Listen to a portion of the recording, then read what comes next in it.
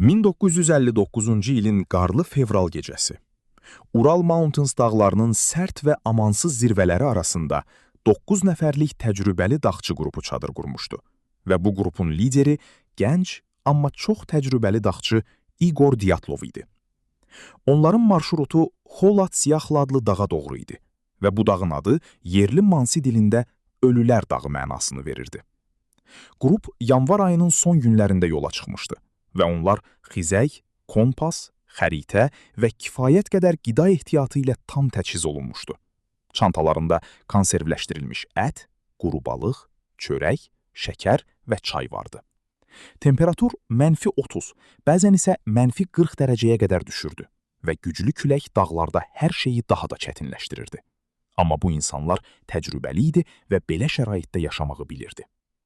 1 fevral 1959-cu ildə onlar planlaşdırılmış marşrutdan bir qədər saparaq dağın açıq yamacında çadır qurmağa qərar verdi.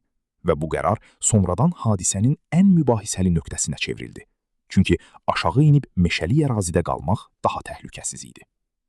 Gecə yarısı isə hər şey dəyişdi və araşdırmalar göstərdi ki, dağçılar çadırı içərdən kəsərək tərk etmişdi. Bu isə onların panika içində qaçdığını göstərirdi. Onlar qarın içində ayaqqabısız və üst geyimsiz şəkildə çöldə idi və bu temperaturda bu demək olar ki, ölüm demək idi. Səhər çadır tapıldıqda içərdə bütün əşyalar yerində idi. Yeməklər, geyimlər və şəxsi əşyalar toxunulmamışdı.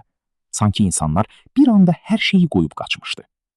Qarı üzərindəki ayaq izləri onların meşəyə doğru getdiyini göstərirdi və ilk 2 cəsəd bir ağacın altında tapıldı. Onlar od qalamağa çalışmışdı, amma donaraq həyatlarını itirmişdi. Digər cəsədlər isə daha sonra tapıldı və onların bəzilərində çox ağır daxili zədələr vardı. Qabırğalar sındırılmışdı, kəllə zədələri vardı, amma xarici yaralar demək olar ki, yox idi. Sanki güclü bir təzyiq içərdən təsir etmişdi. Bir qadın iştirakçı Lyudmila Dubinina tapıldıqda onun dili yox idi və bəzi geyimlərdə radioaktivlik aşkar edildi ki, bu da hadisəni daha da sirli halə gətirdi. İstintaq zamanı müxtəlif ehtimallar araşdırıldı. Qar uçqunu, hərbi sınaqlar, gizli silah testləri və hətta qeyri-adi təbii hadisələr. Amma heç biri bütün faktları tam şəkildə izah edə bilmədi. Hadisə yerindəki izlər göstərirdi ki, onlar çadırdan qaçmış, sonra geri qayıtmağa çalışmış və bəziləri sanki nədənsə gizlənmişdi. Amma ən qəribəsi bu idi ki, onlar təcrübəli idi və belə səhvlər etməzdi. Axtarış qrupları hadisə yerinə çatanda mənzərə daha da narahat edici idi. Çadır Xolat Siyaxlı yamacında yarıya qədər qarla örtülmüş vəziyyətdə idi və onun ətrafında heç bir xarici hücum izi yox idi. Sanki təhlükə çöldən deyil, içəridən hiss olunmuşdu. İstintaq sənədlərinə görə qar üzərində tapılan izlər göstərirdi ki, dağçılar tələsik qaçsa da müəyyən məsafəyə qədər bir-birindən ayrılmadan hərəkət etmişdi. Bu isə panikanın içində belə müəyyən bir nəzarətin olduğunu göstərirdi. Daha sonra tapılan gündəliklər və fotoaparat lentləri isə onların son günlərinin tam normal keçdiyini, hətta zarafat etdiklərini və planlarını yazdıqlarını sübut edirdi. Yəni, faciədən əvvəl heç bir təhlükə əlaməti yox idi.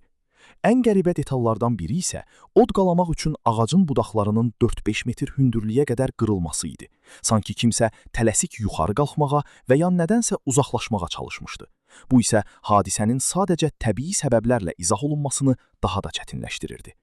Sovet hakimiyyəti bu hadisəni uzun müddət gizli saxladı və istintaqın yekununda sadəcə bir cümlə qeyd olundu. Naməlum güc nəticəsində ölüm. Bu isə faktiki olaraq heç nə izah etmirdi. İllər keçdi, bu hadisə haqqında kitablar yazıldı, filmlər çəkildi və yeni araşdırmalar aparıldı. Bəziləri bunun qar uçqunu olduğunu, bəziləri isə infrasəsin insan psixologiyasına təsir etdiyini iddia etdi.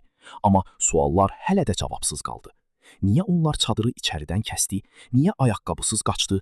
Niyə belə ağır zədələr vardı və radioaktivlik haradan gəldi? Bəlkə bu sadəcə təbiətin amansız gücü idi. Bəlkə də insanın hələ anlamadığı bir şey. Amma bir fakt dəyişmədi. Bu hadisə bugünə qədər tam izah olunmayıb və bəlkə də ən qorxulu tərəfi budur ki, bəzən cavabsız qalan suallar cavabın özündən daha qorxulu olur. Əgər belə real və sirli hadisələr xoşunuza gəlirsə, Baal Creative kanalını izləməyi və videonu bəyənməyi unutmayın.